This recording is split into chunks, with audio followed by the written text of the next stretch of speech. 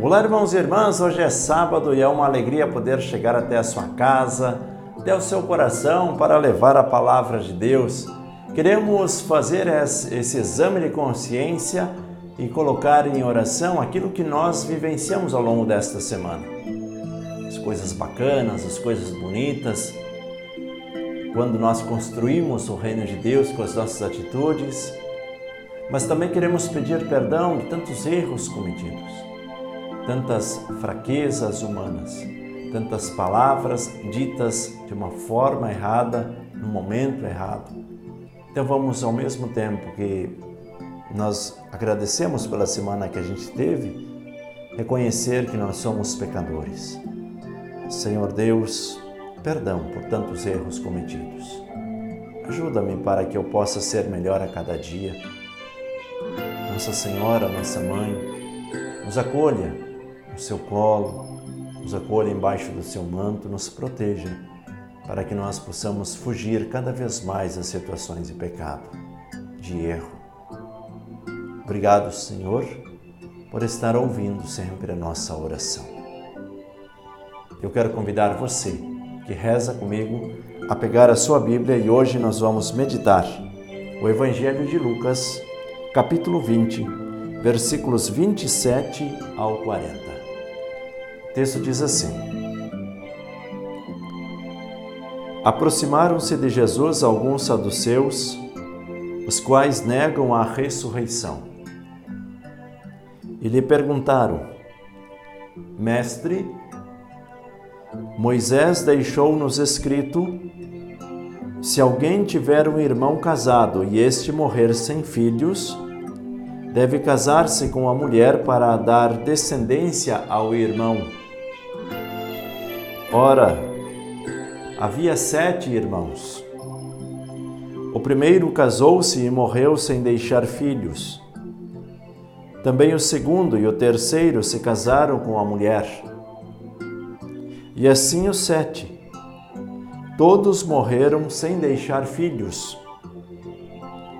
Na ressurreição, ela será esposa de qual deles? Pois os 7 a tiveram por esposa. Jesus respondeu-lhes: Neste mundo, homens e mulheres casam-se, mas os que forem julgados dignos de participar do mundo futuro e da ressurreição dos mortos não se casam. E já não poderão morrer, pois serão iguais a anjos. Serão filhos de Deus, porque ressuscitaram.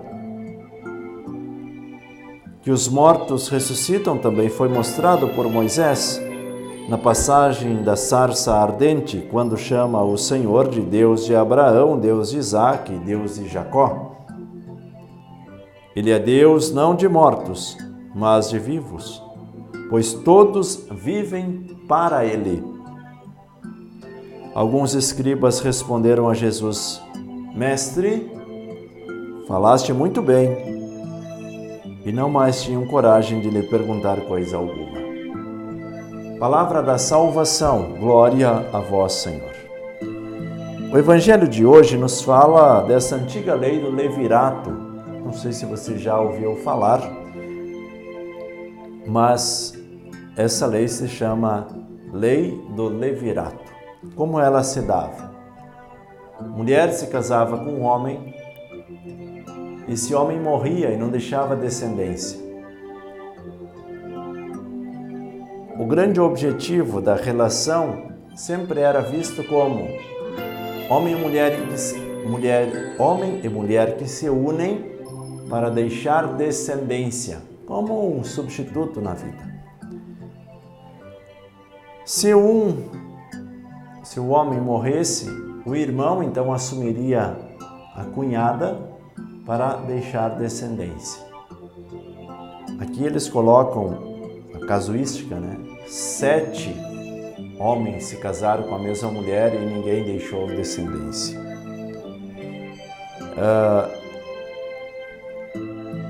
Para entender, se, por exemplo, o outro irmão deixasse descendência, era considerado filho daquele primeiro, do falecido, por laços sanguíneos.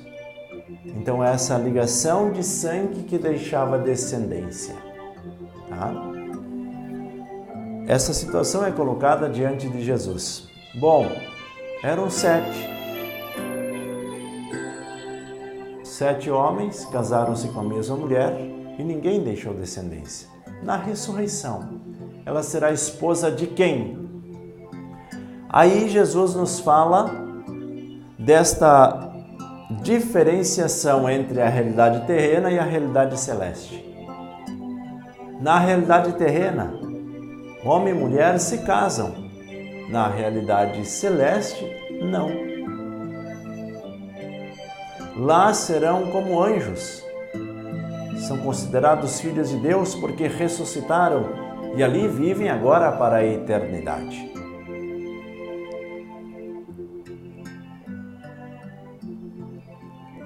E eu gostaria de fazer essa meditação junto contigo para que nós possamos compreender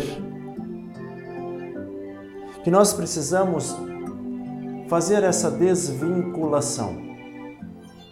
Realidade terrena, realidade celeste.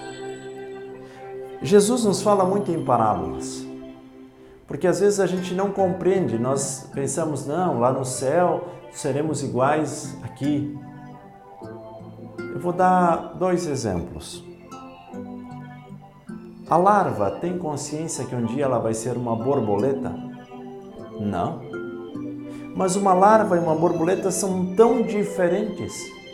Claro. Mas então há uma transformação.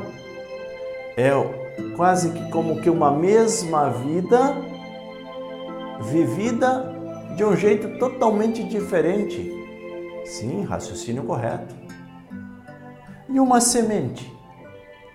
Ela tem consciência que ela será uma grande árvore? Não. Mas quando você olha aquela grande árvore, você ainda lembra daquela pequena semente que ela era? Não, agora você contempla uma grande árvore. Aquela pequena semente sumiu, ela não existe mais. Assim, Jesus dá o exemplo do grão de trigo. Se o grão de trigo não morre, ele permanece só um grão de trigo. Não houve transformação, não houve evolução. Assim acontece com a nossa vida também. Nós não podemos olhar e pensar que nós somos tudo. Mas nós somos criados imagem e semelhança de Deus.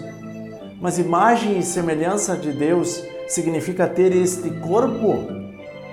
Imagem e semelhança de Deus é amar como como Deus ama. É ter compaixão como Deus tem compaixão de cada um de nós. É ter misericórdia como Deus tem misericórdia de nós. Isso é ser semelhante a Deus. Isso é ser imagem de Deus. Imagem não enquanto aspecto físico, mas enquanto atitude, enquanto mudança de vida. Meus irmãos, eu quero que você pense um pouquinho agora, faça a sua reflexão. Eu quero que você curta a palavra, evangelize conosco. E você sabe, evangelizar é preciso.